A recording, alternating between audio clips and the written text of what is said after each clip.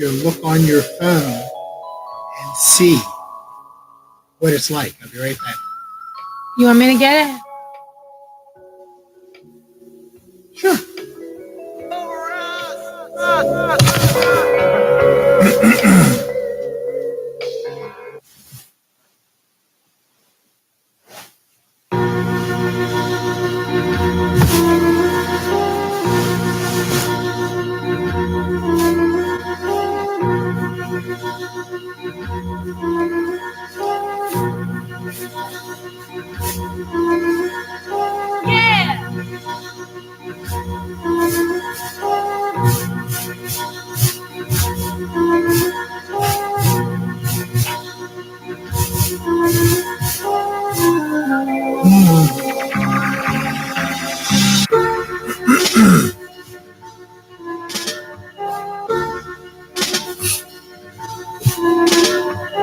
Hello?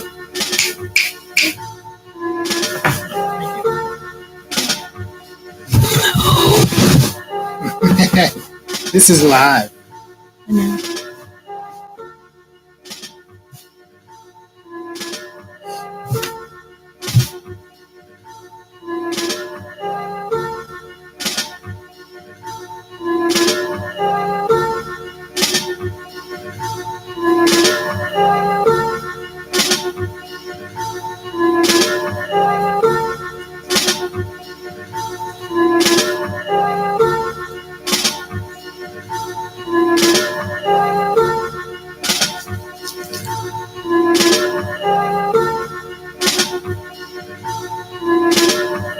I thought I posted it. It's live. I mean, I thought I posted a link on Facebook. Just getting practice.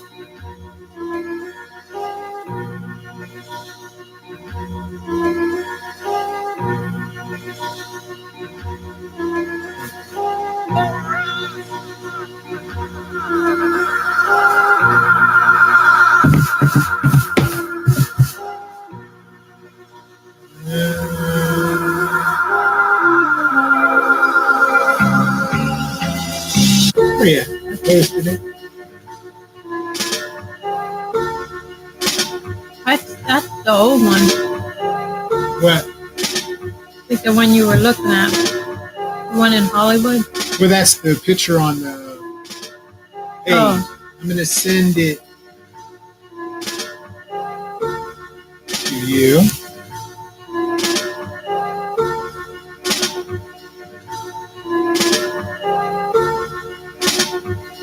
Boom. I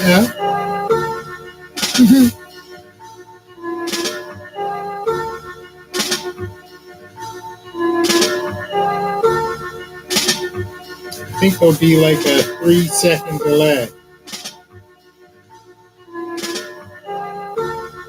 Okay.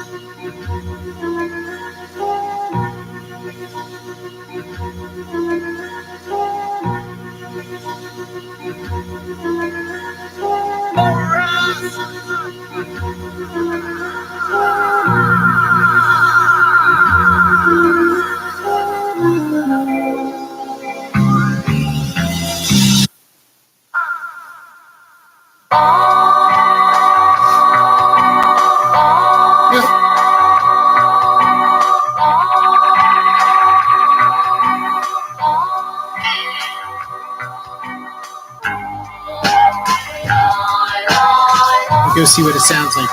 Okay. Give me some candy. Candy. Yeah. Get some more.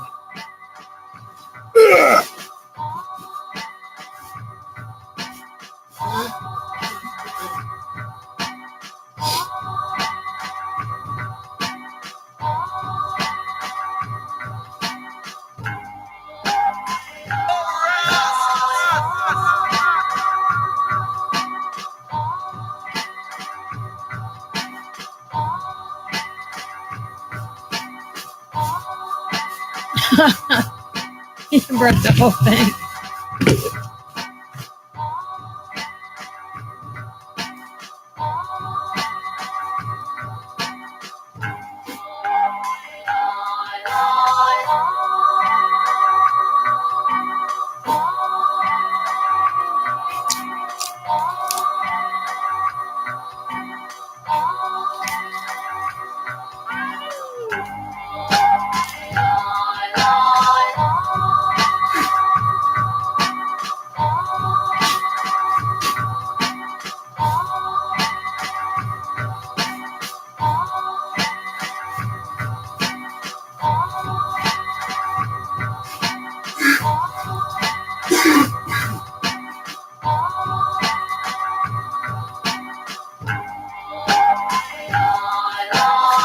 Oh, thank you.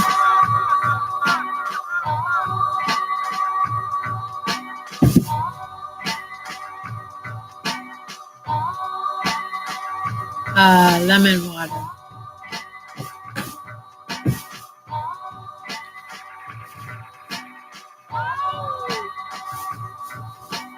Oh, yeah.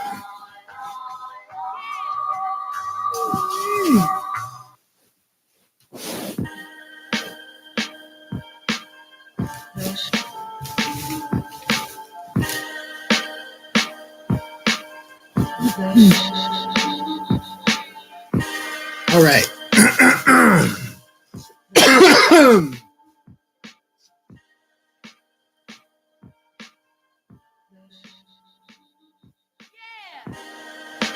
Backing track. That's us.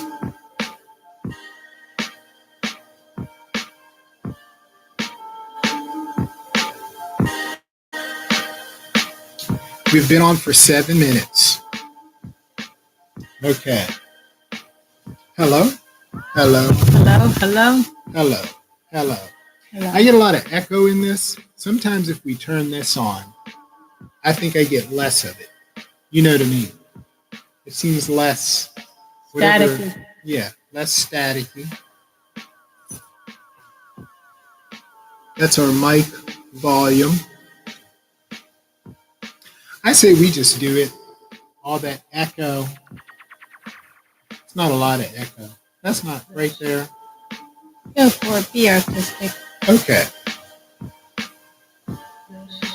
Let's give it a shot. This is it. So, tell me what you think about this. We were discussing Jesus, but which is fun.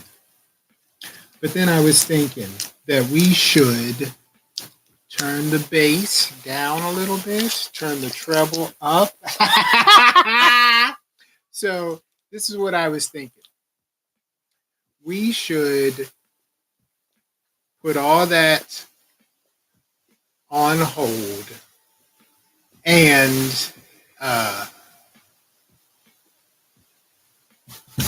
talk about something else. What do you want to talk about? I'm going to tell you right now, as we learn all this stuff, we hear a little bit of static, but it doesn't matter. Doesn't have to be perfect. Let's enjoy ourselves. So, this is November 20th, 2022. You and I are in the middle of a lot of life-changing events, it seems like. So, I say we have a free-for-all discussion and talk about our relationship. So, this will be my suggestion. We've been married for 29 years. And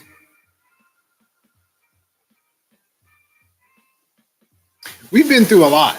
We've been through, like, relationship wise, we've been through so much as a couple. We've survived so much. It's ridiculous. I know. It does not deserve to be so. At every possible point in our life where things should have fallen apart, we survived it, which is crazy. There were times where we tried to sabotage our own relationship because we're human and suck, but and survived it. Here, this last year has been strenuous. It's been tough. We've learned a lot, but this year compared to other times in our life is like nothing. But it's difficult. I feel like at this point in our life, we're going through a lot of changes, and but we survive them all. And I think that we're more comfortable with difficulties because we've been through a lot. So this is what I'm thinking. We should have this. This is a point in our life. I think we always say we're going to talk about, but we never do. So we're going to talk about it because this is a point in our relationship. What I'm going to bring up is where it seemed like every possible situation we encountered there just made us better. When we went through this experience, it's like we crawled up out of a hole and we're just better prepared for life. So that stronger. And like now, the things that we go through now, I don't even like I pay attention to them because we're in like some sort of weird growth process. We've been through this before, but I don't pay attention to it as much because we've been through things in our life. And our relationship, I'm confident in our relationship's ability to maintain itself. And the only reason I say that is because we've been through so much together. But this is the pinnacle of Time to pray.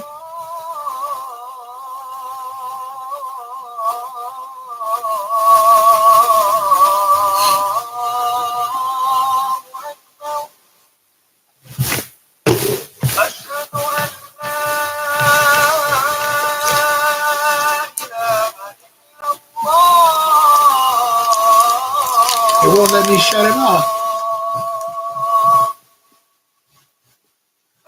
Let me see it.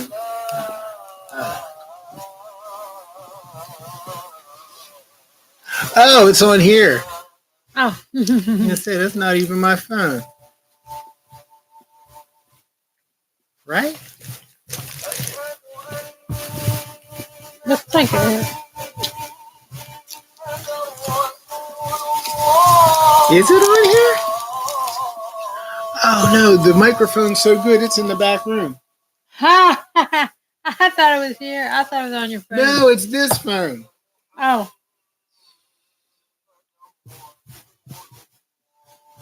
We're tripping.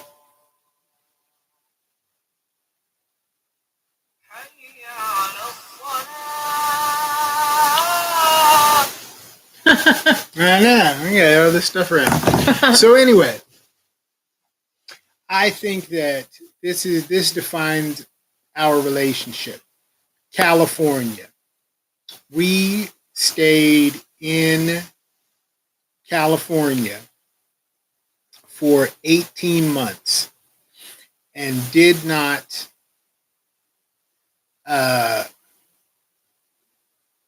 we lived in the last 6 months in California. We lived in a van. All the other time before that, we stayed in hotels, which was it was like a form of homelessness.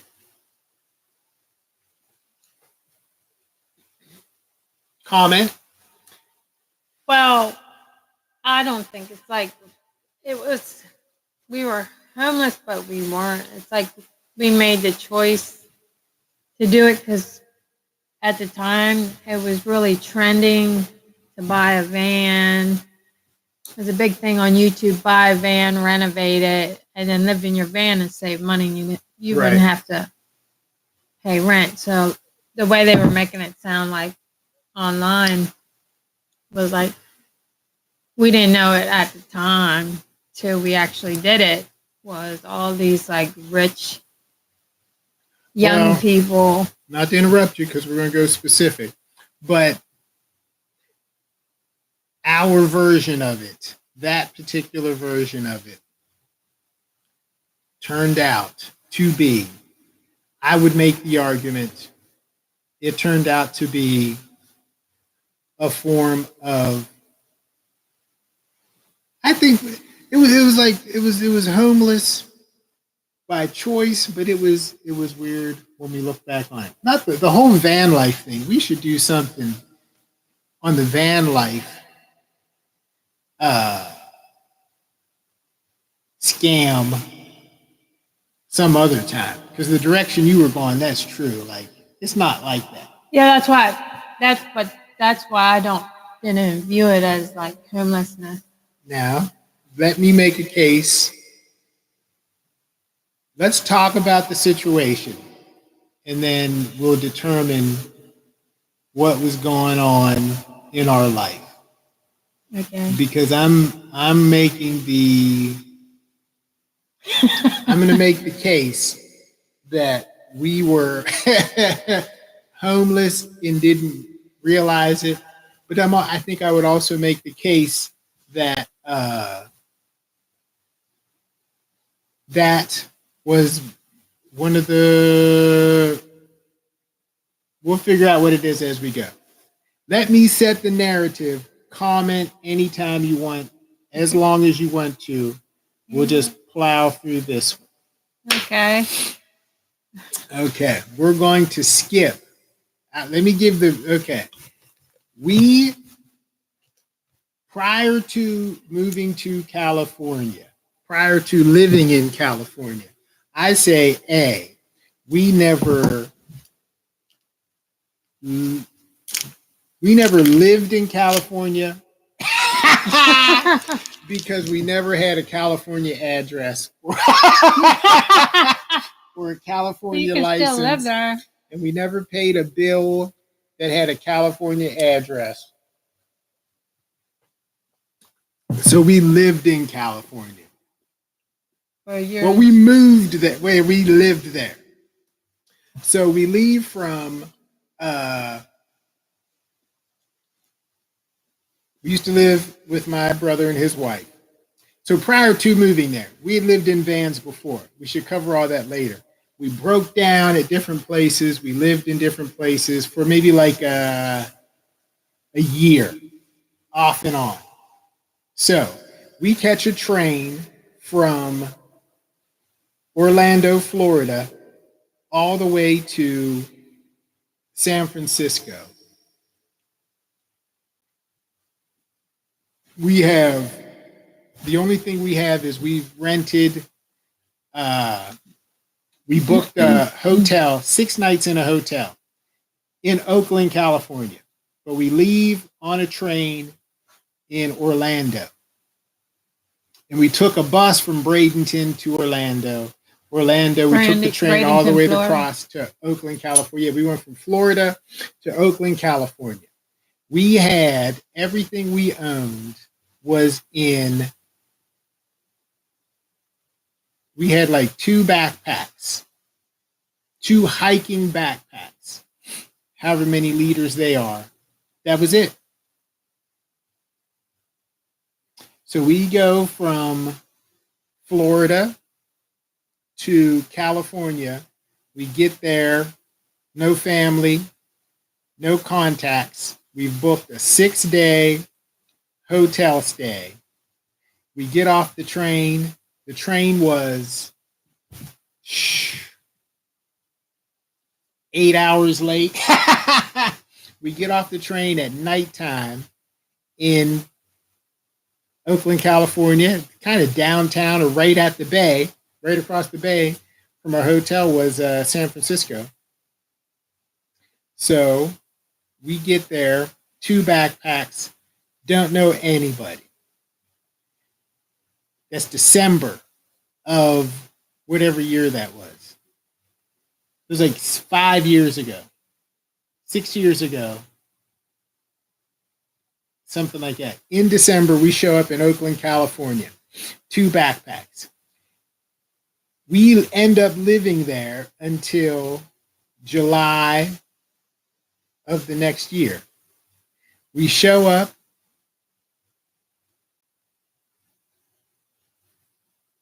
Yeah, so we show up in... We lived in Oakland for 7 months. Yeah, so then we show up in Southern California in July of that next year, and we end up staying until June of the year after that. So we stay in Southern California for 11 months. The first 4 months we live in Long Beach. We live in 2 different hotels. And then we move into the van. Now, 3 different.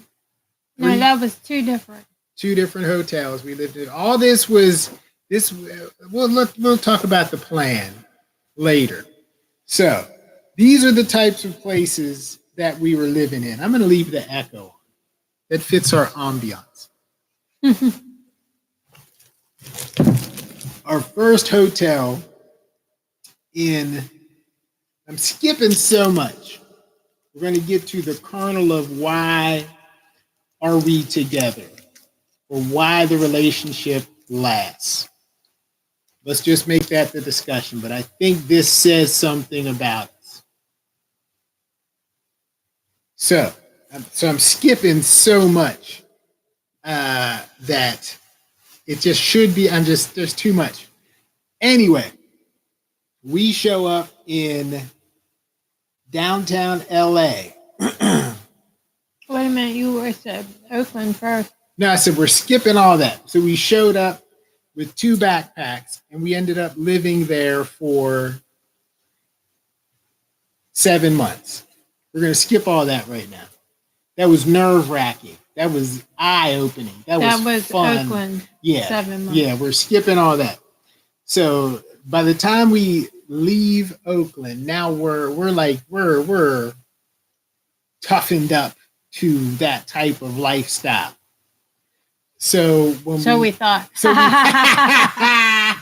So we show up in downtown LA. We get off of Amtrak. The train is always late. The trains are always late. So we show up at 11 o'clock at night. We have our same 2 backpacks and 2 bicycles. And we had a GPS. And then we had real phones. No, we bought the real phones later. So anyway, we ride our bicycles at 11 o'clock at night into East LA, Boyle Heights, and to the hotel. I didn't know anything about Boyle Heights, and we picked the cheapest possible hotel that we could find. We walk into the hotel. Is it bulletproof glass or just glass up? Plexiglass. That plexiglass. That might have been bulletproof. That was like glass. 3-inch glass at the counter. Knowing what I know about LA now, I think Yeah. that it was probably bulletproof glass, or they thought and went cheap and put up plexiglass, hoping that whoever I don't know. anybody come in with a gun would think it was I have bulletproof no or something. clue. I don't. So our first day in LA, we walk into the hotel that I booked, and the counter, and we're in Boyle Heights.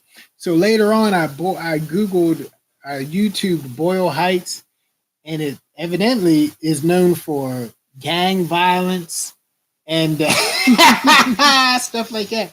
There were no black people. We were in East LA. This was all Hispanic. I the one black person I saw, we were there for like 4 or 5 days. The one black person I saw, he was a security guard at the grocery store. And then the other one was a Are Nigerian. you talking about our whole time in? No. Just that weekend when we stayed in that hotel. Oh yeah, I didn't see any. And then the other guy was a Nigerian who came in. Nigerians seemed to be everywhere. But that was it. We were in like a East LA Hispanic neighborhood. People seemed cool to us, but I'm sure we didn't look like we fit in. We were just wandering through. So They probably thought we were Spanish. Look at our skin color. I don't know. Well, I am. No, because they knew I wasn't, because they told me later. Some of them. Oh, When I'd have discussions. And then they actually told us that we weren't from, they knew I wasn't from there. I was too friendly to yeah. you non-black probably were. people. So I gave It was it away. mostly. It really was mostly Mexicans, though. In Or California. Hispanic. That type of Hispanic. Yeah. Because when we were in Long Beach, I worked around. All the people I worked around were Mexican. Yeah. But when they found out I was part Spanish, the one lady, she was shocked. Like, Yeah. you're part Spanish? I'm like, yeah. Like everybody that meets me knows them. They just Not look at out me there. and think Yeah. that I'm part Spanish. But out there, That was my first time realizing that there was this massive divide between African American and Latin American, Chicano, Mexican American culture. yeah. Like I tried to explain to some of the people that I knew out there that we didn't have that same type. It's different now, but I did not grow up with that type of tension between Hispanic and black people. So when we were out there, I actually had conversations where they told me that this was not common for them to be associating with black people. They were telling me that and trying to explain some sort of gang dynamics, and I didn't get it. But that was my first time seeing to me, that was insanity in a different way. Yeah, that was weird. That changed my perspective on race when I saw that's a divide, it's a prejudice that I was not familiar with. Then it let me see what prejudice kind of was. So, but anyway, so our Boyle Heights, our hotel is bulletproof glass or thick plexiglass. Either way, you're not getting across. Any hotel that you have to slide your money through a slot or pass your debit card under, you're probably not in the best neighborhood, I don't think. But that was not the worst hotel we'd ever stayed in. I think it was. Nah, easily not. So we're the hotel. They turned out to be nice on our last day. Because they realized that we booked this hotel on a real site. But man, it was like in the hood. But then they realized that we had booked this, and this was the hotel. This is exactly what the hotel was. And granted, we were in there in the mornings. We would get up. We would do yoga. We'd leave early. Is that loud? We would I'm ride. just not used to having them We would over here. ride down the street on our bikes to this nice Acai Bowl spot. We'd ride Yeah, all that was over, fun. come back. So anyway, after a while, they just settled in. They realized we were okay. They were nice to us. They're like, hey, tell any of your friends who are traveling to stop through the hotel, et cetera, et cetera, et cetera. Ooh. Here's the type of hotel we were in, though. When we went to leave, I pulled out the dresser to see if we left anything, and there was that bag of white powder back there. So it was like a drug hotel. So anyway, that was not the worst hotel, I don't think. So The one that are you talking about the one that we had to leave in 5 days? yeah, that was the worst hotel we had ever been in. But which hotel were you talking about? The one in East LA when we were leaving. Oh, that one, I forgot. We were only there like a day. We were there for How long? 3-4 days. We were there 3-4 days. Because that was the first place we lived at. That was the first place we stayed when we got there. And then from there, we went to Hollywood. Then we just started going around to different areas. It was supposed to be like, we were supposed to spend time there and then figure out where we were going to live and settle down. So we were there it like was a too week. big for us. So we got the hotel the first night. We got there. Then we spent like a couple days. We looked at Hollywood. We ended up looking at Long Beach. Well, I knew that hotel had to be bad because that lady came up to me Yeah. when you were checking us in. Yeah. And she had these booty shorts on. Her butt was hanging out. She was real young. Asked me to pay for her or give her so she could get a room. I thought, oh Lord. I thought she said, let me use your card so I can. I'm like, no. So Or you pay for the room and I'll pay back. I said to myself, no, because if she gets killed in there, then I'm tied in with it. Yeah. I'm like, no, I'm sorry. Yeah. So I told her, I'm sorry. I did feel bad for her, like she didn't have anywhere to go. So our thing is, you can hear all of this. I know. I'm crinkling too. So we were in a drug-infested hotel that had what looked like sex workers. Well, she came in there. They wouldn't let her in. They made her leave, I think. Yeah. So That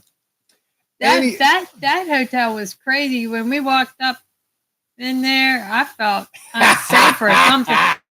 Because the way they were acting, they were looking, the people who were working there were looking at us like we were going to rob the place. Because it's happened before. And I booked it. So how about this? This is off the subject. So this is me. We now have an agreement to never book when traveling now. Our cutoff is 3-star because we've stayed in 1-star and no star. Sad. Now let me so this is my fault. Now this is how I book. This is how I used to book hotel stays. I booked us a hotel stay I'm thinking about it now. I booked us a hotel stay in Miami, Florida when we were going to move down there. I booked us a hotel. That was the worst one. Oh, wow. There's one worse. You're forgetting. I booked us we tried to be too cheap at the time, I think. I booked us a hotel it was actually North Beach is what it's called, but it's this like North Miami Beach area. You could walk out the door and see the ocean. It was beautiful. Nice. Every time we would go by there when we lived back down there. I would say what happened there. But I booked this hotel and we check in. It didn't look anything like the pictures, man. It was crazy. So anyway, we check in, we go into the rooms. Unacceptable, but that's how we were rolling. But I knew something was wrong when they didn't leave the remote in the room. When you wanted the TV remote, you had to go to the front desk to get it. So we were walking out the hotel one night, and this little Hispanic dude comes running down the street towards the hotel. You went outside for some reason, and I was sleeping. Yeah, I forget why you went out for something. This guy's running down the street. We're in North Miami Beach. This is on the beach. But what time was it? I can't remember. Early in the morning or something. I cannot remember. But it was not the right time for that to be happening because I was getting up early because we were going somewhere. Because we were looking for apartments because we were going to move down there. So anyway, he comes running down the street in my direction. Then around the same corner that he came from is this big white dude with a busted up, like a snap 2x4, like those old gang movies in the 50s and 60s, like he busted it over his thigh. It's like a jagged 2x4. This joker runs into our hotel and pulls the door shut. I'm at the car, and he runs into the hotel. Then the white dude comes behind him trying to pull the doors open, threatening him with the 2x4. Then what happened? I forget, but we left that hotel and went somewhere else. But that's how we went right down the street. Yeah, there was a Days Inn. At that time, Days Inn was nice. Right. So we went into the Days Inn, and it was nice. That was a nice one on the beach. Yeah. Though. But that was weird that you would just walk 2 hotels down. Yeah, or 4 or 5 buildings down, and it'd be like different atmosphere. Yeah, that hotel is abandoned too now. Or they're gonna the bad one. Yeah. So anyway, that's how we were doing our hotels. We had some bad ones. So that's how we ended up in Long Beach. So we were trying to get an apartment in Florida, and we didn't know anybody in Miami. Yeah. So that was the first time down. That was like 15, maybe close to 20 years ago now. How old do you think we were? 30. Yeah, but we were really naive of the world. We'd never been anywhere else other than Oklahoma. I take that back. Let's get back on the subject. So anyway, Long Beach, California. So when we get to East LA, that's the hotel we were in. Long Beach, similar hotels that we were in. Similar. Long Beach is scarier than LA. So, what would that be? LA proper? LA? No, it's just Long Beach is its own place. We were just I mean LA and Long Beach. Long Beach was considered a LA area. It's like that whole larger Long Beach, Compton. There's a Carson. Well, we weren't in that LA. We were in long enough to really get a feel for it, but Long Beach was scary. Ooh, I never want to live there. So we lived in Long Beach in 2 different hotels. We need to ask ourselves exactly what we were doing, but I'm just giving the basic rundown. Well, I can tell you. Well, let's build the case. Let's build the case. Okay. So now we lived in Long Beach in 2 different hotels. The first one, this is how much money we had or how we handle our money. That hotel, the first hotel in Long Beach, was $600 a week. Dang, that was so expensive. Or something like that. It was so expensive. They liked us too. They didn't want us to leave. Because we were so nice all the time. And so we were paying it. And that's why they liked us. But we were right across the street from the grocery store. Man. That was nice. So we were by the time we get down to Long Beach, we were in there. So we were living in a hotel, but I was making that's the first time I ever made those vegan eggs. So we'd be in there cooking. I think we had a toaster by that time. We're like vegan and vegetarian and doing yoga and cooking in the living in a hotel. Yeah. We bought like a single burner. We go to a grocery store and buy all that expensive stuff. We had a single burner stove thing that we bought. and we were like cooking in there. We had a Yeah. pot. It was nice. We had a pool right outside our door. Yeah. We live right by the beach again. But so, okay, we leave there, we go to the other place. Some of the places we tried to get into were worse. But That place wasn't bad. no. So we're And it was in a relatively nice area. yeah. The ones run by the German people, that was the one we stayed at for Oh, a couple crazy. months. Yeah, that was a different story. So we were essentially going around and we're not even going to comment on that. Okay, so you said you knew what we were doing. We're going to try and figure out what we were doing. Now, at some point, we had been living in this hotel for months.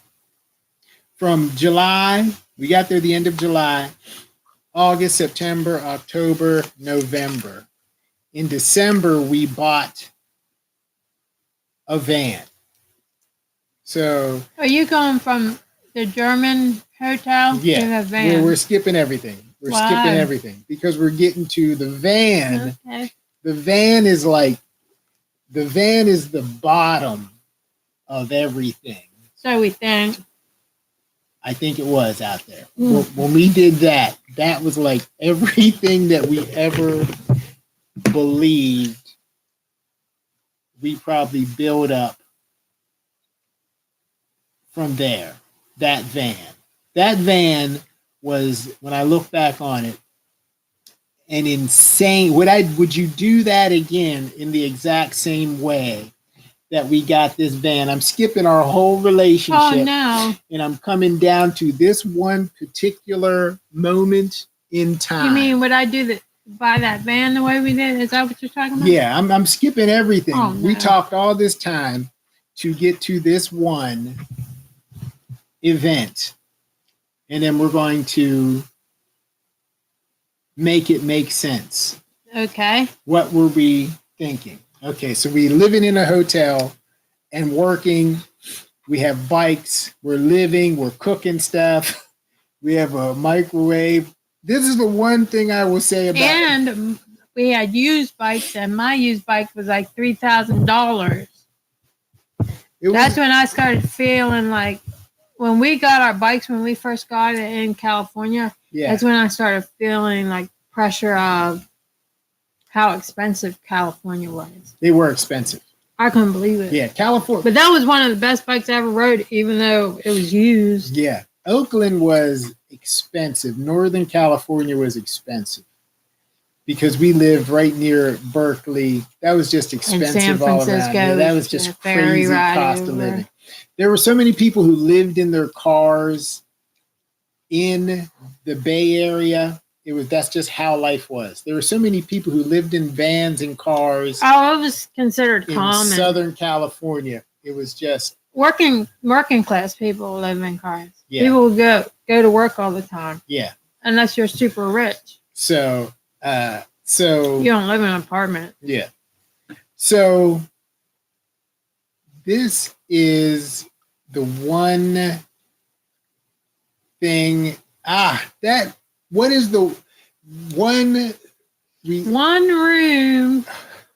Oh, I just should say that. Yeah. One room in Oakland, California. If Is it- you rent one room a month, Yeah. just one room, no bathroom. Mm-hmm. You have to share a bathroom with the other tenants in the building. Yeah. It costs $800 a It was month. $1,000 to $1,000. $1,000 a month. So that's why I say We were fighting to get into those when places. we got to Long Beach, as time went by, and then we got in our van, we were working full-time jobs, Right. and we started realizing when we would wake up in the morning to go to work, and it was dusk, and you look down the street, and the whole street's getting out of their car. Dawn, Yeah. and the whole street's getting out of their cars Yeah. to put their work clothes on and go Right, to work. right. That's another eye opener for me, how expensive California was. Now they did have apartments, but you had to pay. Oh my God. Yeah. And in California, if you were Mexican, it was you could get apartments through Mexican people and it was a lot cheaper. But if you didn't speak Spanish and you weren't Mexican or weren't willing to, you kind of screwed in a way. Well,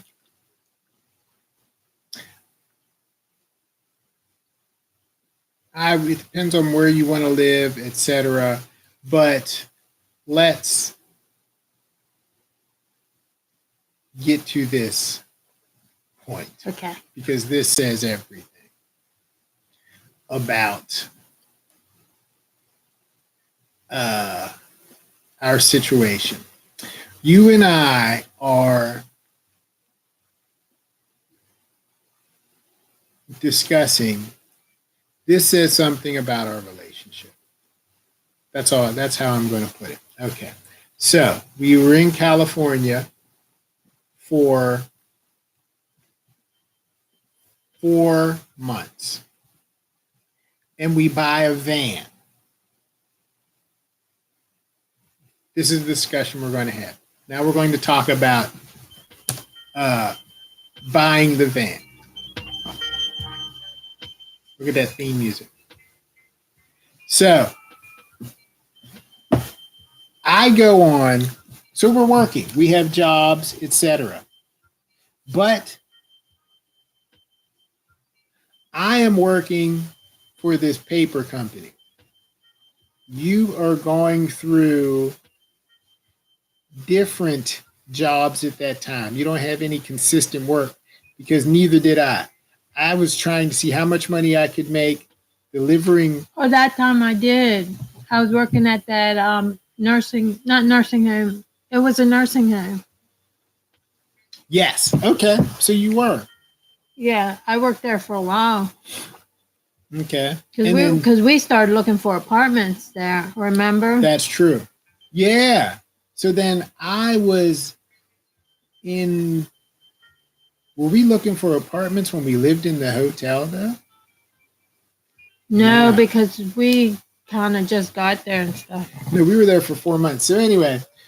But I mean, it takes a while. Right. This is how we get the van. I am now working consistently at this paper company. I have a steady income, consistent work. Because I had to leave there after work to go look at this van. You and I did. I forget where you were working. You might not have been. Because we were in the German people's apartment. Hotel. Oh, not hotel Right. at that time. Right. I don't think I was working at the Right. nursing home then. No. So we had, point being. Because that was my Hollander experience. Yeah. We're going to skip all that. We're going into, this is what we're going to talk about. We begin to realize how much money we're spending on these hotels, which the one we were in was significantly cheaper than the one we stayed in when we first got to Long Beach. But we were still, I think we were struggling. It was expensive there. Yeah. But we were struggling to work consistently, etc. Because we were just there trying to get us, well, that was 4 months. Who knows? So anyway, we were doing it. God was always merciful. So when we said, look, this is costing too much money.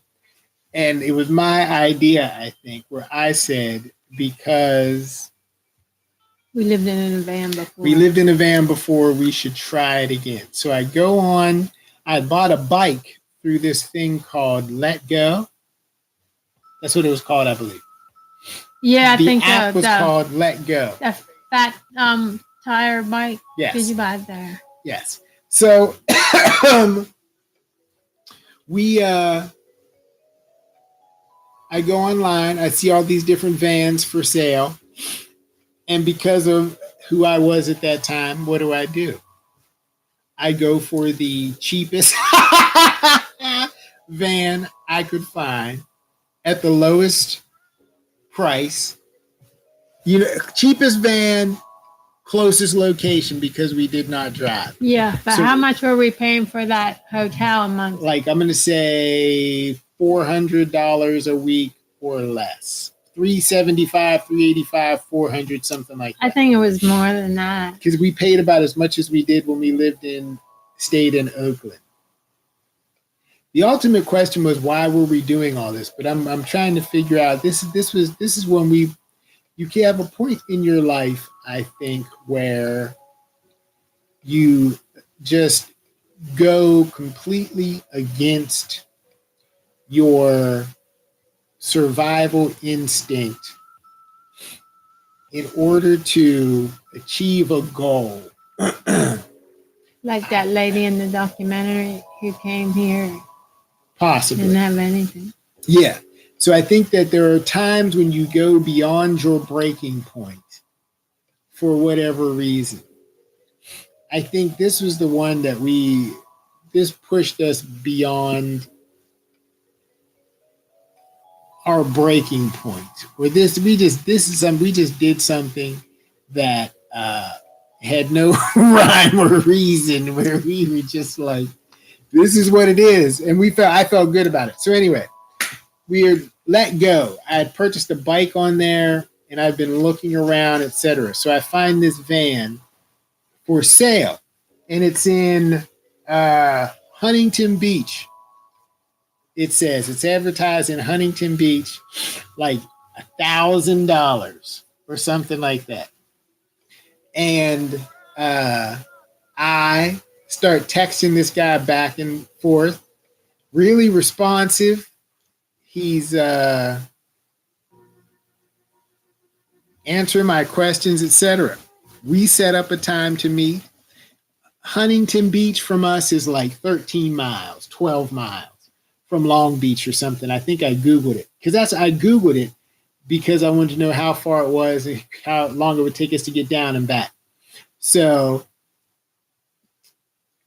I'm communicating with this guy. He's supposed to pick us up. I get off work at whatever time. He's supposed to pick us up. We'll say he's supposed to pick us up at like 6:00. We're going to meet at a bank parking lot. We're going to see the van. This is what he tells us. While I'm working, I think he's texting you or somehow or something. He called. No, you were No, what happened? I don't remember what happened. Did he call me? Somehow he was trying to get us to come sooner. And he said, we got a message. He was like, hey, I'm here. And I was like, what?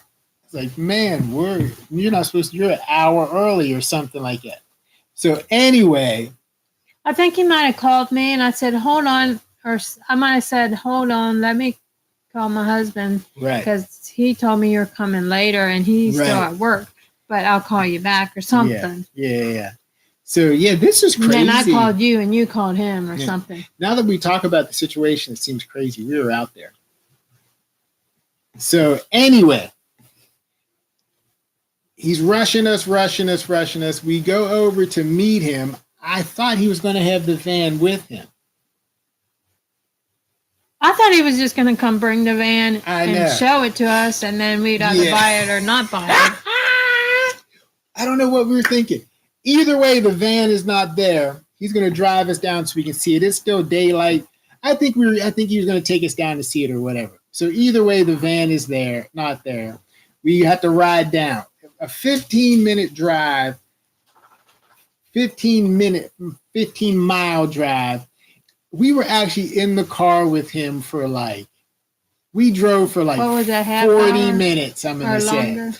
I told some dude where we actually were when I got back to work. He's like, wow, you were way out there. I've seen signs for San Diego, etc. Holy crap. Yeah, but it was like we were going somewhere. Either way, I went with it because I figured he'd look like if anything really happened, we could handle it, etc. So I don't know what we were thinking. We were way out there. Well, I told you, I said, I don't want to go with him. Yeah. I said to you, we can leave right now because we were near where we lived. Yeah. like a mile, less than a mile Yeah. from where we lived. I Yeah. said, we don't have to go see this. Yeah. And he came, and it's too late now. It's getting dark. Yeah. And then when he came, he was acting all weird, and he had a knife hooked on the side of his belt or something. Yeah. And he was like, "Oh, just get in the car, and I'll take you there." And that wasn't the plan. The plan was he was supposed to bring the van, and we were supposed to look at it Or he was going to drive in us a down public to place see it or because we were something. over at the Yeah. gas station. No, what Yeah. was that convenience store where it was lit Yeah. up? People Yeah. were around and stuff.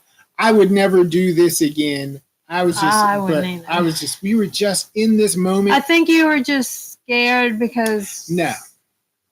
we. No, I would not say that. Well, I mean, I felt. Well, I didn't feel the situation the way it came about. Uh-huh. I thought that we shouldn't go in it. And this is again. And then I was looking at the situation. I was like, yeah, you know what? We're all right. Because I said that. I said, nah, we're okay. And it got to a point where I was like, okay, we're going to get out now. But then we got in deep.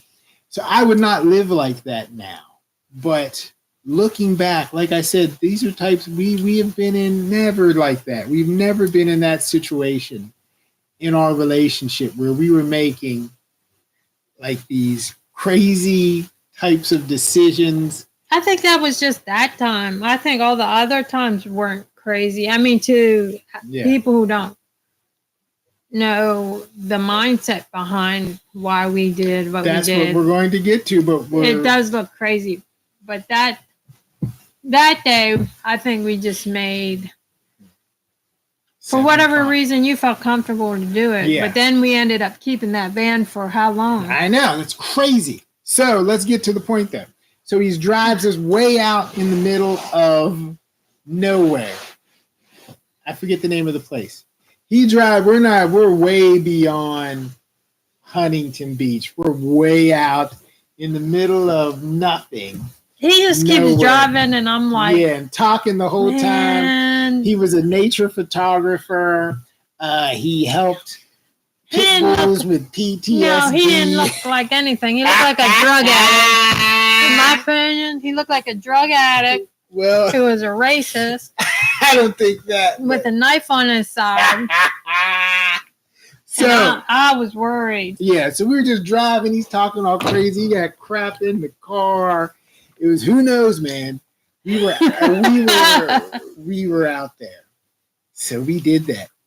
Anyway. And God was merciful. We show up to see this van. He doesn't take us to a house or a parking lot where it is or anything. Yeah, that was weird. He takes us into this neighborhood, and this van is just parked on the side. Like all the houses are on one side. He's just parked across the street. It's just sitting there. I remember because...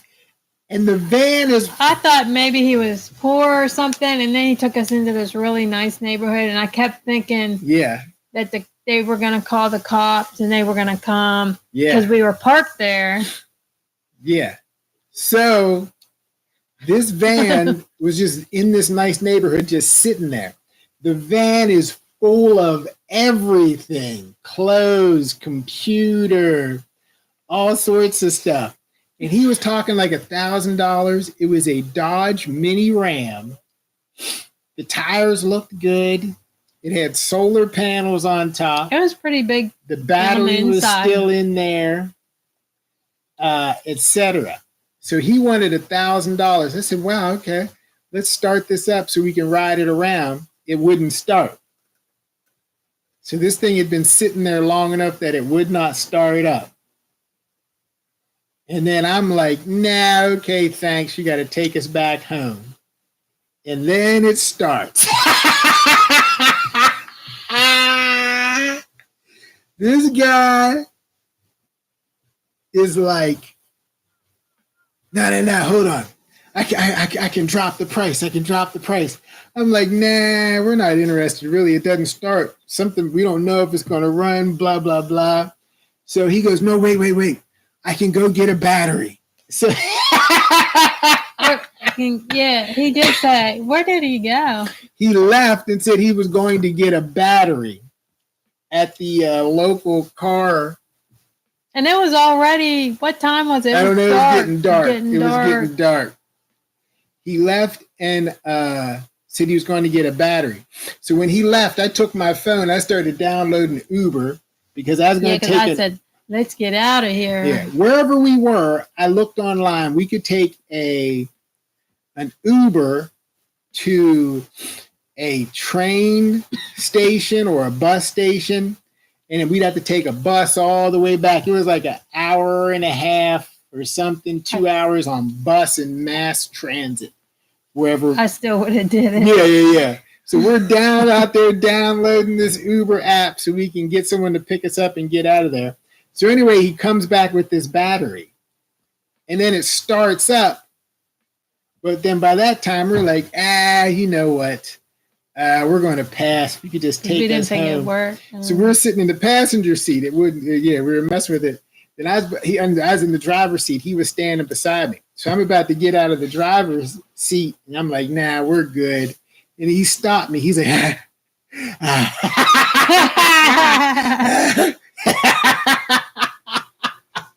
he was like, look, I really got to get rid of this. I'm sick. I'm going into the hospital tomorrow. He said he needed the money for something. He's like, I'll tell you what, $400. I'll give it to you for $400. No, I think he knocked it down to 8, and then you were like, no, I think we're just gonna go home. And then he was like, okay. He kept knocking the price down. He was like, look, $400. I was like, nah. And then you were talking because he's like, he said he had heart problems. I'm going to the hospital tomorrow. I just got to get rid of this. This is the last thing I got to do before I go in. I didn't believe none of it. I was like, let's get the hell out of here. This guy's a whack job. And you were like, and you were leaning over. You were on the passenger side. You were leaning over. You were like, nah, I think we're going to pass. When you were saying pass, he was like, I'll tell you what. He's getting crazier and crazier. He was like, yes. You're like, nah, I think we're going to pay. I'll tell you what, $250. I was like, hold on, honey. I was just like, get out of here. This is wacko. So He's crazy. we bought, and then he's like, but I just wondered maybe I could get the money back I spent for the battery. He was breathing all hard. He was. And you gave him. You said, "I'll tell you what. We'll give you $400 or something." We paid $400 $400 for that van, and we were not negotiating. We were like, we better give him money or he's going to kill us. No, I mean, we weren't trying to drive down the price and manipulate him.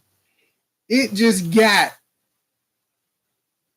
so crazy, the situation. I just kept saying no because I just wanted to leave. I wouldn't even. He want to wasn't take a ride letting out. you leave. When he got down to $250, oh man, something inside of me was like, boom! It might be worth it.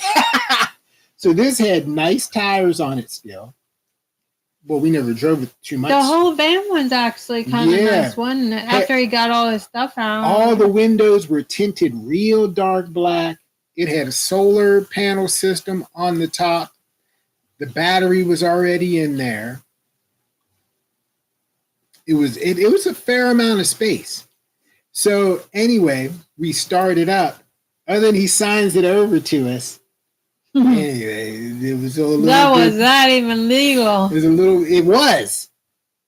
It was like, Well, something happened. So anyway, the van has never been read. The van, the entire time we had the van, it was never registered in our name. Thank God. That was God. That van was never registered in our name. That van was never insured, ever. That's California. Yeah, that was crazy. I know. So we went to the gas station. But he had a girlfriend. He says, hold on, let me get all my stuff out of here. Something about his girlfriend was coming or Well, something. yeah. Or what? Well, I heard him talking. Yeah, I'm going back. I'll meet you. I'm going back to the spot where we sleep or something. So, but then after we buy it, he opens up the doors. He just starts pulling everything out and leaving it there on the side. Side of the road. I'm like, oh my God.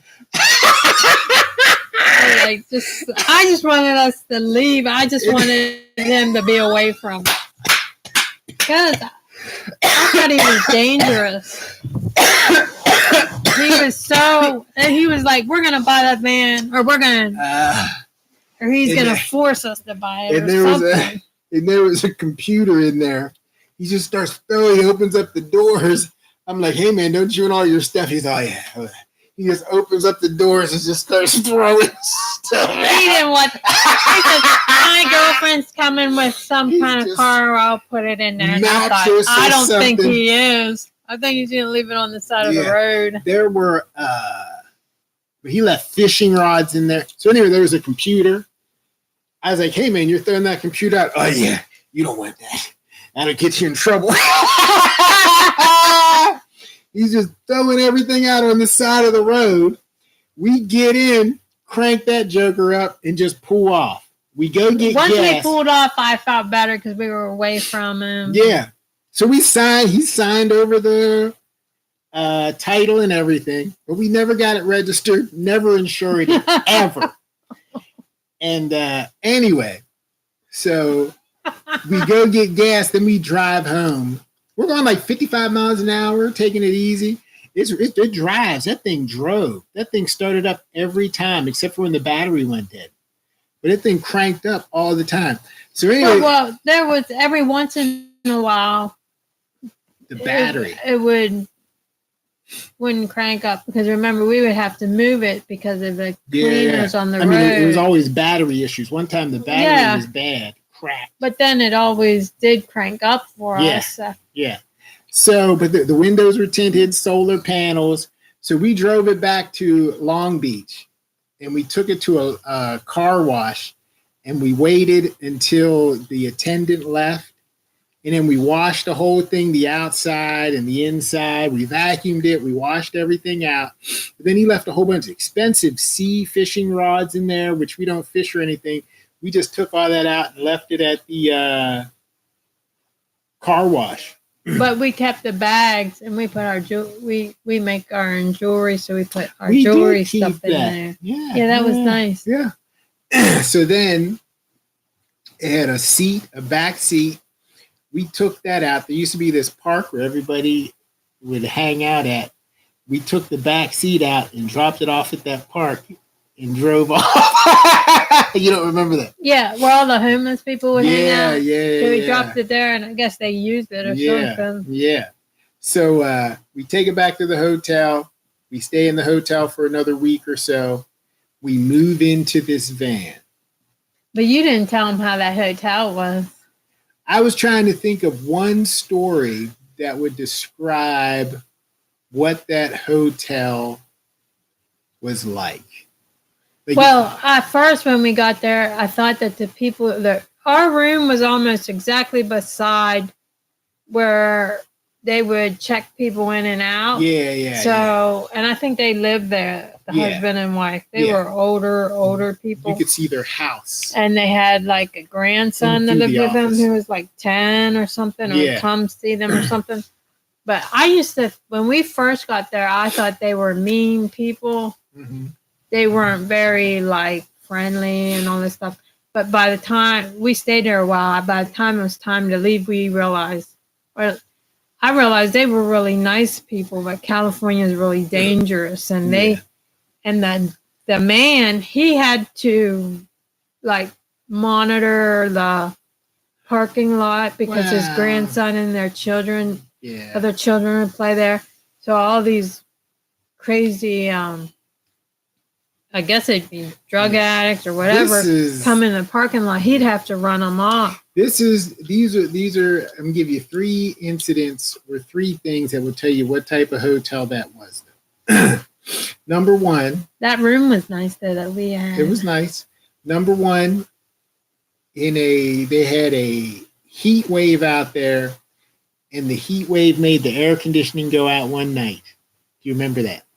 I think so because we were thinking that we were worried or something. Yeah, I thought I was going to die. So I was out delivering food through Uber Eats during a heat wave in LA. Come back to that place, the air conditioning's out. People were complaining. It was a hot mess. But anyway, okay, so that's a minor one. Number one, this is the type of hotel it was. They had a porn channel on their TV system. So that's no good. Number two, every time you paid for a week, every receipt they gave us was written in pencil. I hate that. That's the most irritating thing. They would give you a receipt written in pencil.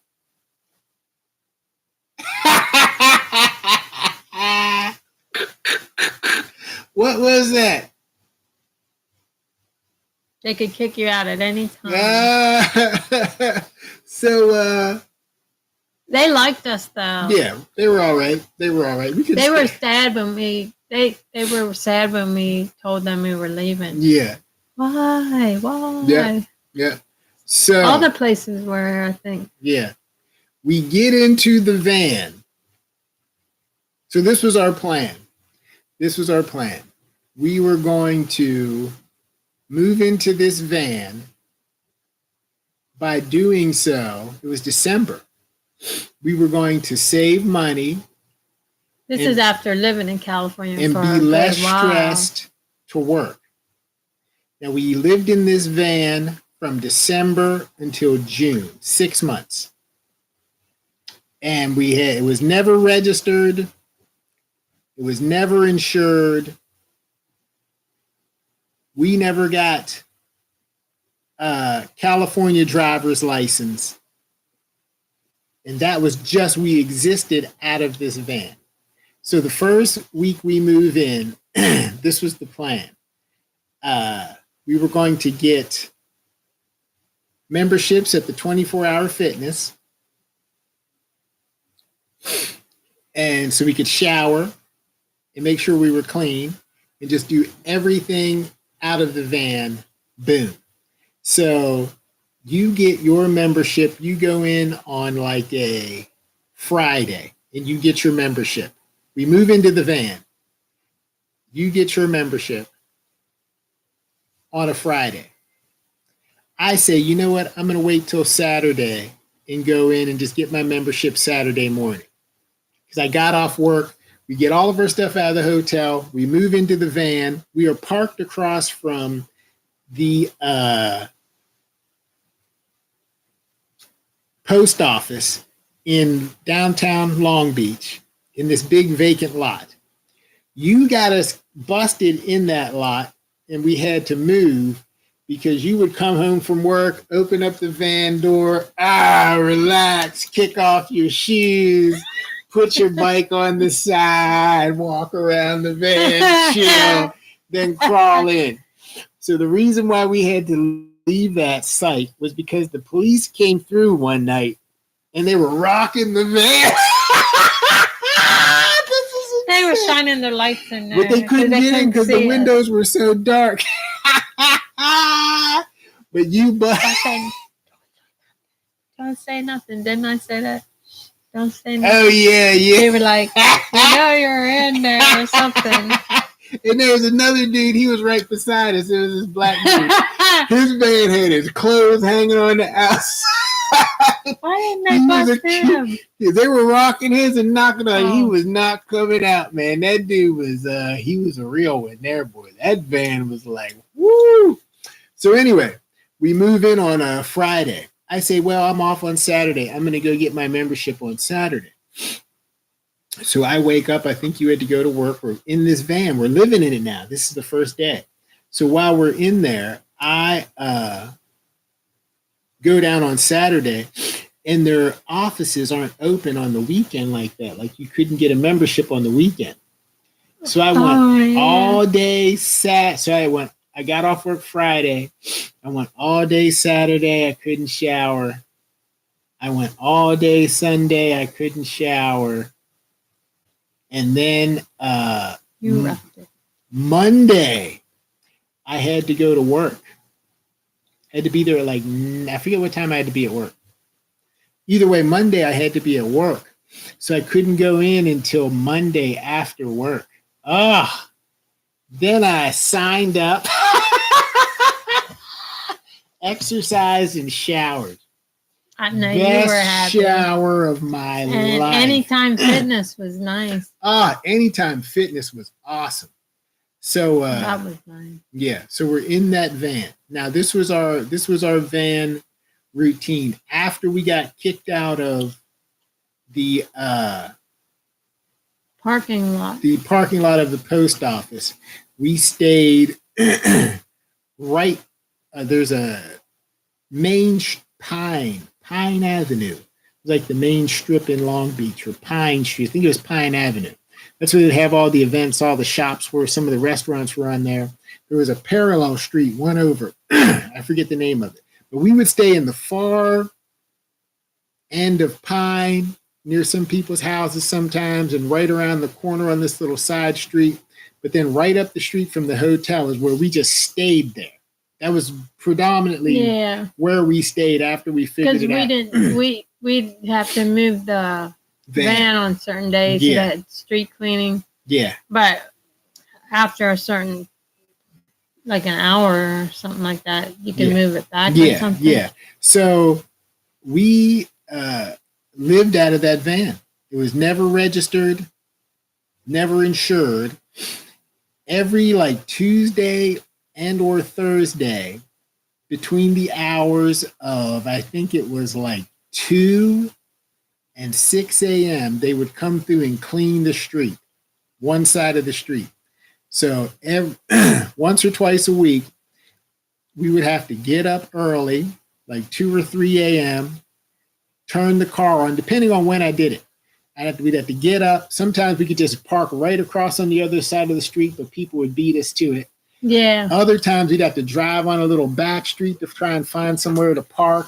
That was stressful after a while. Yeah, we did. Did we get a ticket once? Twice, 2 or 3 times, but it wasn't in our name. We paid some of them. The last one I didn't pay. Wasn't in our name, so But we just didn't want them to tow the van away. Yeah, exactly. So I would wake up in the morning. Sometimes I would wake up and the street sweeper, it would be coming down the street. One time it was coming down the street. The guy was out there putting tickets on people's cars, and the street sweeper was right behind him cleaning up. I kept looking, here they come, here they come. That's what I would always say, here they come. And the van wouldn't start. So then he was coming down the street. Finally, that thing turned over, cranked up. We could get we got out of there before he came to us. And I would leave that street. Then I would go park farther up near that park where those homeless people would be at. Then we'd have our bikes in the van. Then I'd ride my bike down to the gym, come back up, get the van, move it back to the spot. That was all the time. Move the van. And then we would get up too. You would go to work. Mm-hmm. I'd get up and get on my bike and go to Anytime Fitness and shower, exercise and shower. Yeah. And then I'd go to Starbucks, get something to drink and a pastry. But sometimes that was like right diagonal from Anytime Fitness. But sometimes I would go there, but then I would have to drive. I would have to ride my bike several blocks away to the grocery store because I would get coffee and a pastry there. From the van to the... That was fun. I like that. So this would be my schedule in the van. I would get up every morning. I'm going to say I was getting up at like 3 or 3:30 every morning. I would go to the gym. I would ride my bike or walk to the gym. If you got to the gym this is downtown Long Beach. If you got to the gym at 4 a.m., there were people in there working out. If you got to the gym at 5 a.m., it was starting to get busy. like 6 or 7, forget about it. I would go. Sometimes I'd get up at 3 or 3:30. Sometimes I would be the first one in there. Not all the time, but there were always But people. that's like that in New Orleans. That place would be packed at 3 in the morning. Oh yeah, that was crazy. That was crazy. Yeah. Because I kept having to get up earlier and earlier to get in. Yeah. And I don't like to get up that Yeah. early. The place. So we were in there early, but there were people in there. That was crazy. That was crazy. Yeah. So I would get up at like 3 or 3:30. I would go to the gym. I would work out like for real, like work out, because I had to shower and everything. I had to do all my stuff there in the morning when you have to go to the bathroom. So Starbucks was like right across the street. Starbucks would open at like 5 or 5:30, but I was up so early that I would. By the time I left the gym, I'd be one of the first people at Starbucks. For Yeah, coffee. I was too. So I would have like coffee. It would be early. Yeah. Like still kind of dark. Yeah. I would have my coffee at like 5:15, 5:30, whatever it is. I was sitting there for a couple minutes. I'd use their Wi-Fi to like download music, whatever. Then I would go to the grocery store and buy my breakfast, which was like a lot of apples, bagels, and stuff like that. Maybe some Coffee. stuff for lunch. They had Starbucks there. We did that. A Yeah, lot. that one opened later though. Then I would ride the bike back to the van. It would still be dark. Then I would read, meditate. You would wake up, I think, and leave. Sometimes when I was there. In the mornings we weren't together. No. Because I would go to Anytime Fitness by Yeah. myself. But then when when I was getting back, you would be leaving, I think, a lot. And then I would go into that van, sit in there and read by light. We could charge our phones in there. You could watch movies and relax. I would go in and read, meditate. We had books in there and everything. Read, meditate, take a nap, and then wake up and ride my bike to work. Then I would we had a routine. Yeah. Then I would come home. Then you would be at the gym. Depending on this, when you had a different job, you would go to the gym when you got off work. So I would meet you. I would go to the grocery store. I would buy some food. Is that when I had worked at the grocery store? I think so. Because I stayed there for a long Yeah. till we left, I think. So you would get off work. I would meet you at the gym again. And I had this container, this plastic container that we bought. I would put in those vegan meatballs, and they had like these packs of kale and other stuff that was seasoned. I would He's a good cook. I would microwave it at the gym. I would cook our dinner at the gym. Then we would ride back to the van and eat dinner. Like every night. It was so much fun. It'd be like It was like fun, but not fun. mixed kale with meatballs in it. I don't know where we would watch that at. That's probably there at the Anytime Fitness. But we lived out of that van for 6 months. That was our daily routine. Every day, wake up, move the van, at the gym. I'd be at the gym to the... It's weird, like it was so difficult. It was difficult, but like when we were doing it, it just seemed like our life, and I really enjoyed it. Like there was most of the times I enjoyed it. Yeah. Sometimes I didn't. Yeah. But when you wanted to relax... Like I remember getting off work, getting my bike. Everybody would say bye to me at work. Uh-huh. They liked me there. Yeah. Even though I didn't like that job, but there were nice people that worked there. Yeah. And I would leave, and I can just see myself leaving the grocery store, and it was still daytime, Uh-huh. knowing I was coming home, Uh-huh. and me and you were going to be together, and we were going to go to Starbucks. And Yeah. it was just fun. Yeah. It was crazy. But then there were times when, do you remember when that woman was outside the van? We didn't know she was. Yes! That's what I'm saying. Like, sometimes it was really, most of the times it really Boring. a lot of fun. Like, Yeah. it was our life. Like no drama. Yeah, like no drama. Like I didn't like being separated. Like you had to go to work and I had to go over here to work, but when you think of like riding that bike was so much fun, and I would ride across town and go to the grocery store, and that was so much fun. And then we'd get together and then do stuff. We'd go to the beach. We would eat out a lot. We ate a lot, and it was expensive there, but it was fun. I think it was just fun because we had our thing, like we would like to go to Starbucks. We went there every day. I used to go to Starbucks twice a day. I got sick of it, so I started going just once. But we ate out. You had to eat out. Like we had to. Well, we didn't have to eat out because we would always go to the grocery store. But at the same time, like we would have to cook our meals in the microwave at the gym. So you're not cooking. No. So everything we ate, we would go to the grocery store and purchase it. But it took us a long time to adjust to that, because when we had a refrigerator, after not having one for a large refrigerator for a while, it was hard to go and shop for like a week. Yeah, because when we first had to do that over there at your dad's house,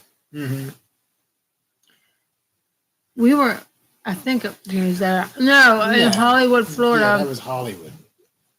In Hollywood, we were grocery shopping every day. Yeah, for a while. That was crazy. Like buying little things every day, but we didn't realize it for a long time that that's what we did in the van, because you don't have anywhere to store anything. It was hard to buy make your that food adjustment. every day. That's true. So, but after we realized that, then we slowly made the adjustment. Right. Hour and a half. It took us a while. Yeah. So we took it to where we got ourselves to a place where we could grocery shop once a week. It was hard. Oh yeah, it was strange. It affected us, the way that we lived. It changed us for sure. So let me. We should go into it in more detail some other time. Let's wrap it up. This was our first one. Had fun, just for us to talk. But why did we do that? Like, what do you think? We lived in that van unregistered out there. We were trying to find somewhere to park it. We realized how many homeless people there were. Remember in Long Beach, we drove into that park because the registration did not expire right away. We had a couple days or weeks till we could actually ride around and not be pulled over because the registration was expired. But we drove into that one park to see about parking there, and there were tons of people in vehicles back in there. But we never parked back there. No. That was crazy. We always stayed away from like the crazy people, large groups of people living in cars. Because by that time, we had been living in California for a while, so we kind of got to where we started seeing things here and there and realizing how dangerous it really was. So we would try and park in places that were better for us. Oh yeah, safer. We were trying to park in nice neighborhoods. I think by that time we were starting to get real tired of California, and we wanted to be safe. We had our life that we liked, but we wanted to be safe. And we were getting to the place where we were getting tired of it, because eventually then we were like, well, let's just leave. I would say tired of living in that van. I got tired of how unsafe it was. I would say, well, yeah, that too. But the van, I think it ran its course for us.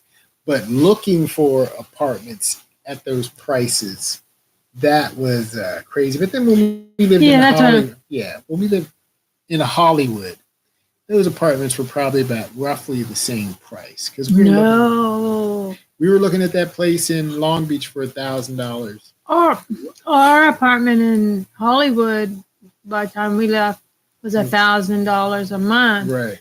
But it was a 1 bedroom, but it was huge. No, And you, the one place in Long Beach was 700. That was right around the corner from where the van was. That yeah, but you don't 750. know what that looked like. We never got to see I it. know, but they were equally prices were probably similar. Now, Northern California was way more expensive. I think after a while we got tired. Like we would get, because he's vegan and I'm vegetarian, and we just got tired of the crime and we got tired of the expense. Like we started to realize after living there how expensive. We could have did it. We could have got an apartment and did it, but we got tired of, because I remember we would always go and get ice cream because that was one of our treats, and it would cost us $5 for 1 scoop of ice cream. Like for me, It was I'd expensive. complain all the time about that. I'd be like, $5 for 1 scoop. Mhm. So like that, the cost, the prices of apartments, like for 1 room, and you have to share a bathroom. Well, that's $800. Northern That's Northern California, $800 a month. But then Southern California is expensive It too, is. but maybe not as expensive. But I think after we were there for a long time in the van, we started seeing, you don't really get the bang for your buck here. This is really expensive here, which weighs on you, and it's not any fun. On top of the fact that if we got an apartment, even in a nice area, you walk down the street, it's very unsafe. I Well, didn't like that. Yeah, I never thought about the safety. Uh, that was never a major issue for me. The prices were high. Well, what about when you went that one day? Yeah. That lady crawled yeah. out of the alley. It was crazy. This is the one Crazy thing. stuff. We grew up in Chambersburg, Pennsylvania. Oh, now it's a city, but Oh, then we've seen. we Yeah. been here when it was country, little country. You could walk down the street in the middle of the night. You can still do it. Yeah. Over there, you think you're walking to the corner store or the grocery store or Mhm. Anytime Fitness.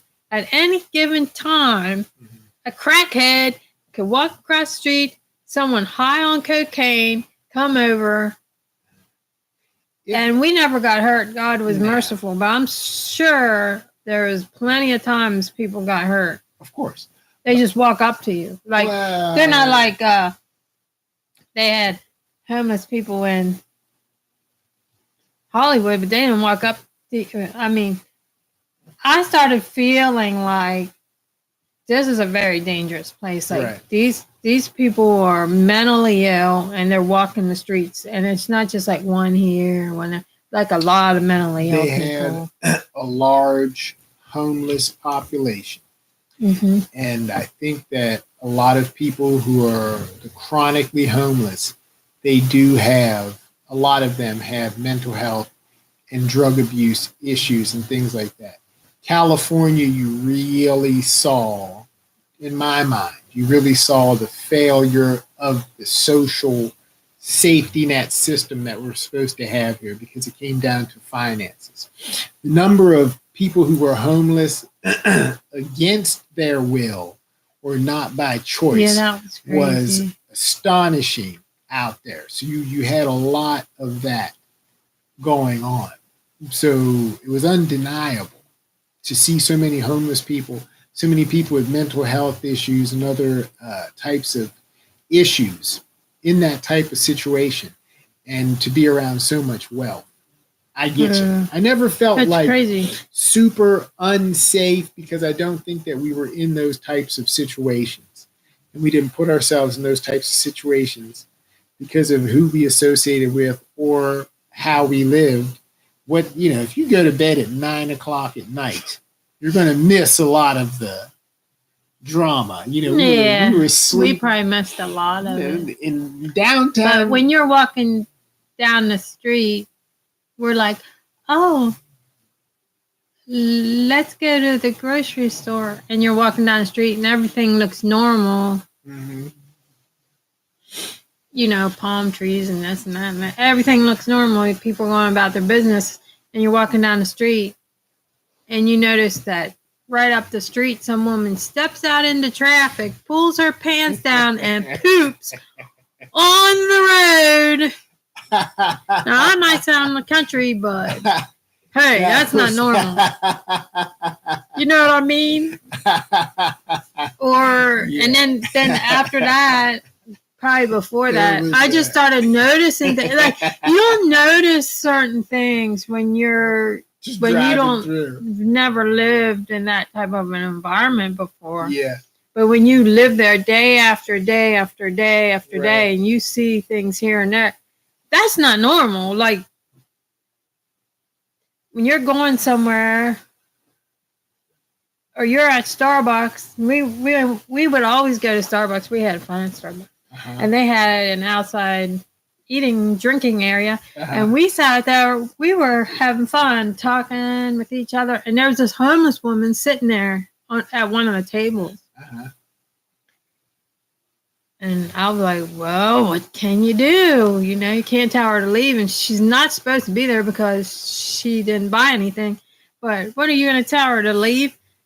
So we're talking in intense conversation, having an awesome time. And she like yelled at me, said something to me. She was very upset at me, told me I shouldn't be talking to him that way. And we weren't fighting. We were having an intense conversation, a good conversation. We were having fun. We were out. We were drinking. Yeah. But she was crazy. So she took it as I was being hostile and unkind. And she was very aggressive. So we decided, okay, it's time to leave.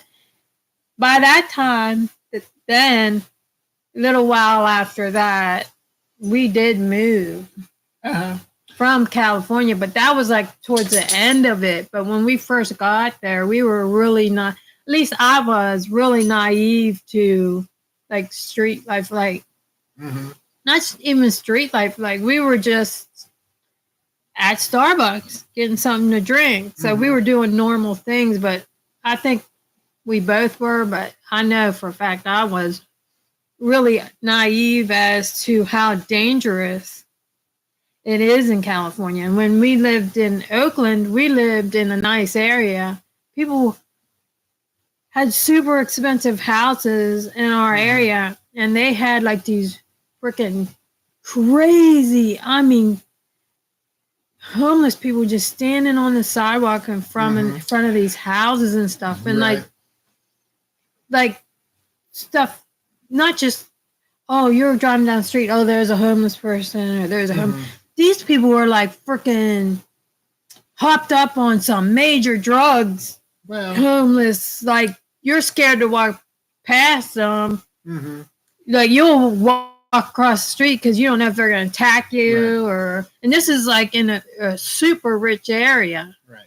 Like, and then when that one hotel we stayed at in Oakland, we were in a super rich area. Like people would come down there to hang out on Saturday and Sunday. Even Bun said, these houses are $500,000 down here. So when I started seeing different things, I started realizing this is California. Like, it's just unsafe. Well, and I think that that's not everyone's experience, because I see what you're saying about the Starbucks. I, again, say they have a problem with homelessness in, it seems like, all of California. And someone explained it to me how it originated with a certain decision by the federal government to defund certain social programs, etc. I get that. So they have a major homeless problem.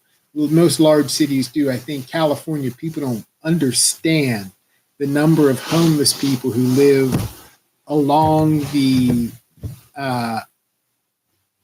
highway on and off ramps and things like that. But not even just on the highways, like finish them in the regular areas where people live and stuff. Right. But I mean, people don't understand the number of homeless people in California, to the point that the highway on and off ramps have homeless communities. They put tents up and live in these areas.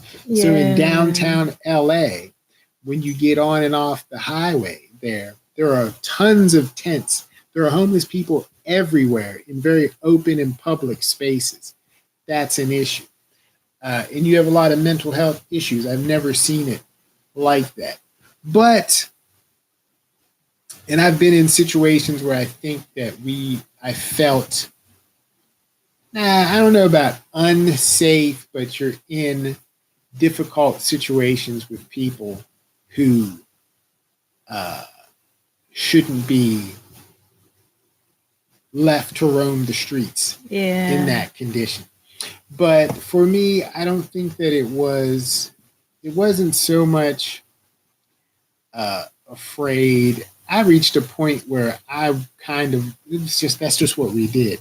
But I think I got tired of being in the van and the energy that it was starting to take to get an apartment, because we started to apply for places, look around, etc. Once we had the money to get an apartment, but then after a while we were like, you know what, this is just not, I think it ran its course for me. More so, I think it just ran its course. I didn't think it was any more dangerous. When I look back on it now, it was crazy. But we'll go into more detail. Let's wrap it up. I think that's true. I think it just, by that time, because we knew if we wanted to live there, we could be patient. We could get an apartment just like anywhere else. Yeah. But I think by that time we were like, nah, I don't think we're really feeling California. Yeah. Because we left California with as much or more money than we had when we had gone out a year and a half before that. So we came back with money. We went out with enough money to help us sustain us over a period of time. So we weren't working. When we were looking for jobs, we were still staying in hotels and things like that. We were buying food, we were living, we were going out to eat. But I'm going to say roughly the same amount of money we went out with is the same amount of money we came back with. So we could have established ourselves. I think it ran its course. I didn't feel that unsafe. But I see your point about the conditions are different. People should go visit other places to see what these places are really like. And because everybody presents one thing in public, television, etc. There's always more to life. Everywhere we lived has been different from TV.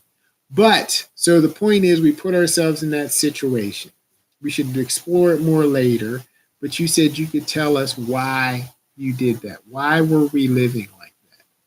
I felt like, my opinion on why. Yeah.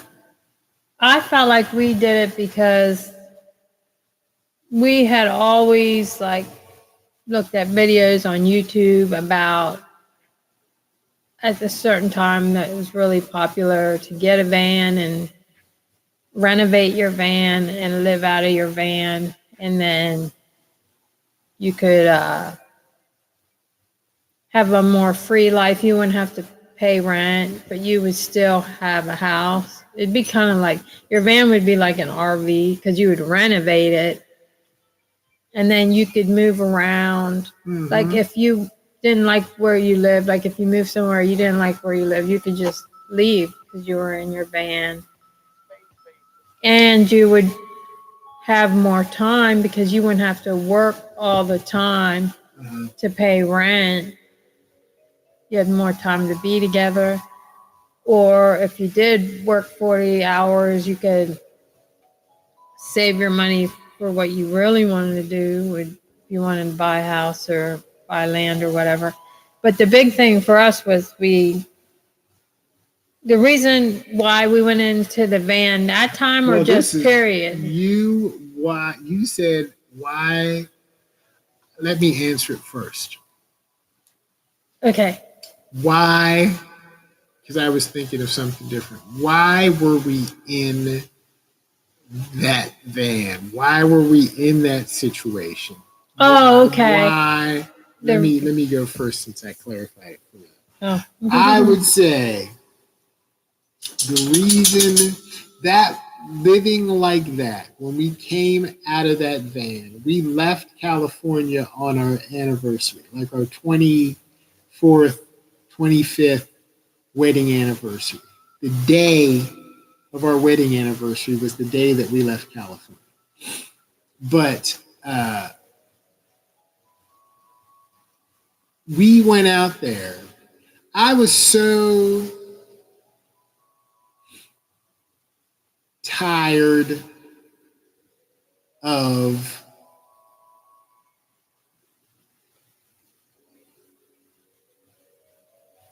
whatever. Now, I wouldn't even say that. I would say yeah, you know what I mean? When we went out there, I was like, in my mind, California showing up like that. When we left, this is why I did it. This is what I was thinking. When you left Florida for California. When we left Florida for California, I felt like I had seen enough of normal life, and I was ready to go out and just see what would happen. My current situation was not bad when we lived in Florida back then. We were in Bradenton. We were looking for apartments again, and we had the finances. Yeah, because we almost rented an to apartment there. settle. We had jobs, etc. But when we left there, I just felt like, for me, I was ready to go somewhere I had never been and just live. I don't know if that makes sense, but I was so tired of. We'd been living in a van before that, and our van broke down. Our van broke down in California, and we came back. But when we did that, I think that I was just done with regular life. Because I remember our conversations. This is how we got to California. We were like, look where we are right now, and look what we're doing for work. Look how we're living. This is going to be our life, which is fine. But at the same time, I just felt like I would rather roll the dice and try something completely new that I'd never thought of than just accept basic punch the clock every day. But we had to do that out there, though. It was not the same. Oh, no. But work was the same. We still had to work 40 hours. Work was hard out there. But see, yeah. I'm telling you to answer the question. I can't answer it. I can answer it. Let me try it one more time. Okay. This is what I think I was doing. I think that I was just rolling the dice in life, because where I was at was not something that I wanted to do for the rest of my existence. It was comfortable. It was a small city. The weather, I had nothing to complain about with the weather. We had money. We could have bought a car. We were getting back and forth to work. Everything was fine. And I think that where we were staying, those people would have rented us an apartment there. Of course. At that time, we were living with our family members. Yeah, and that was because we had broken down while living in their apartment complex. Yeah. So the people who ran the apartment complex, I think they didn't they offer for us to get an apartment or something? I forget, but they were nice to us. But then I just, man, I saw how life was for so many people who played it safe. And we had broke down in California in the van, and we went back. I just felt like I was at a place in my life where I had nothing left to do except for try new things. I was so tired of just living the normal life, which we probably never did because the only reason we were there is because we were living in a van. I just wanted, that was the farthest thing in my mind, the one thing that I could not say I had done was just go out there. And that's why, If because that you wanted to We were put something that was on your bucket list and get it, do it. Maybe not so much just see California because we were there. We already made it to California and we broke down in Fresno. And we stayed there for like a week. But then when we came back, it seemed like that was the farthest you could go and still be in the United States and just get away. Like it seemed like when we were traveling in the van, I was learning a little bit of stuff. I just felt like if we would just go out there, it was like we could just live differently, which we did.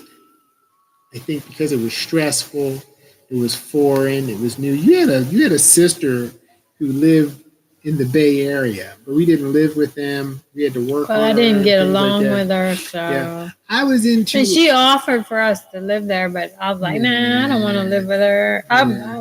We want our own spot. We're adults. So what were we doing out there? We were. I know. Well, you have different reasons than I have. That's true. I don't know mine. I think the reason I was out there was because we were not satisfied with our current living situation. Mm-hmm. And we had lived all over the country. Except California. Except for California. We've never been there. And we didn't like the city we were living in, town city. It was like, seemed like a lot of old people, and it wasn't really our thing. It was clean and everything. And I didn't like the fact that there were alligators everywhere. Anywhere there's water, you probably find alligators. I didn't care for that. But I think mainly the reason why I went to California was because I could have stayed there, but I didn't want to stay in Bradenton, Florida, because I didn't really like Bradenton. Mm-hmm. I could have stayed in Florida if we would have went somewhere else, other than Bradenton. We've done Miami We already did Miami, and we didn't want to do that because twice. we didn't like the people there. And we never did California before, and we thought, we're sitting here working. We supply our own food. We supply our own clothing. Anything we want, if we want to go out to eat, we work for it. And we've done this ever since we were married or dating for years. And we've never relied on anybody else. And we've lived in like 6 different states or 5 or 4 different states at that time. And we thought, we don't like it here, so let's just move. We'll just do the same things we do wherever we go. Mm-hmm. We'll get jobs, and we'll live. Mm-hmm. We'll save up money so we can rent a place or whatever. Yeah. But then we decided on California because we both didn't like Bradenton, Florida. And you were kind of done with Florida, period. Yeah. I said I could do Florida, just not Bradenton. Like we can go somewhere else in Florida. I'd live in Florida because we were looking for an apartment in Bradenton. But then we sat down and talked about it and realized we don't really like Bradenton, so why try and settle down here? Yeah. We can go anywhere we want to go, and Tubby didn't want to live in Florida, period. He was just tired of it. Mm-hmm. So then we said California. And he said California because we'd never been there. And I said, yes, California sounds really nice because we had never been there. And everybody wants to go to California, just like New York or Miami. You know, it's like a big deal. Why not try something new? And that's why I did it. I would say I was tired of where we were living too. I had enough. I was frustrated. And I think I wanted something different for my life. I think I learned a lot out there. I found it. But we should talk about it in more detail next time, maybe. Okay. But can I say one thing? Of course. I thought 2 weeks. we would go and just leave Bradenton and go somewhere else and work and save up money for an apartment. So I didn't really care about living in a van because we already had all these notions in our mind about van life, that it was awesome. You know, it was like the thing to do. You renovate a van, you save money on rent and all this stuff. So that's what I was thinking about. I wasn't at the time thinking, oh, you're going to be homeless. Because when we would see all those videos on YouTube, they didn't make it seem like that. They made it seem more like, oh, this is a choice and your van is your home. You can put a kitchen in there. You can put this and that and that and this. That was true. So that's how I saw it. More of a dreamy way of seeing it. But then we went out there and reality hit and we were like, oh shit, we live in a van. Mm-hmm. But then after we were out there, I said, oh, well, I mean, we can work here like we did anywhere else, and we'll just work and save up money and get an apartment. And I think that we should do it in more detail, but we got the van in a weird way. We lived in it in an illegal manner. I think we had a different experience, but now that as we're older and we're here, I think we were kind of naive too. I think if we would have knew the reality of it, we wouldn't have did it. And I think I'm glad that we were naive. Because think about how many things people won't do if they know the reality of it. Yeah. Their fear would stop them, and that could stop you from something good. Right. I would say that I think I had a more realistic view of it than you. It was a little more grimy once we got out there, but I think I had a general idea of what we were doing. The only example I'll give is at the post office when you were like in the van, just opening up the doors, kicking your shoes off, out there just relaxing like it was your front porch. I know I had a different perspective, but I think that now the important thing is we've been together for a long time, 30 years. But we did that 5 years ago. We are living out there like that. I think that the next time in 2 weeks, we should talk about that. Put a lot of pressure on our relationship. Emotional strain. I don't think it. I think it put more pressure on us, like, that makes worry sometimes, like financial worry. But then after we were in it for a while, I was like, you know, God takes care of us all the time. Like, but this is what I mean. Even if you're in an apartment, I mean, something happens, you could lose your apartment and be homeless. This is my point, though. Think of when we went from living because we did it again and again and again. When we lived in, when we lived in a van. Well, the second time we did it, we didn't. Hollywood. We went to Fresno for 3 days. Then we were there because our van broke down. This is my point. How long were we there? We'll have to go back and talk about it in detail. But when we moved into the apartment in Hollywood, Florida, think about how that felt. Because, great. Exactly. Before we moved into the apartment, we were sitting in a park eating dinner in Fort Lauderdale because we had paid for the apartment. But we moved in May or June. Because remember, you wanted to move in early, but the lady said no. Yeah, so we were supposed to move in like June 1st or May 1st. We were supposed to move in. We had everything paid for. We were set up to move in. Everything was approved 3 weeks before that. So one day, like 2 weeks before we moved in, we were sitting in the van at a park in Fort Lauderdale, Florida.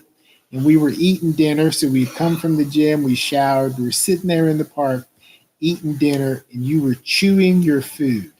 And I remember looking at you and I said, I will be so glad when I do not have to sit here and watch you chew your food like this.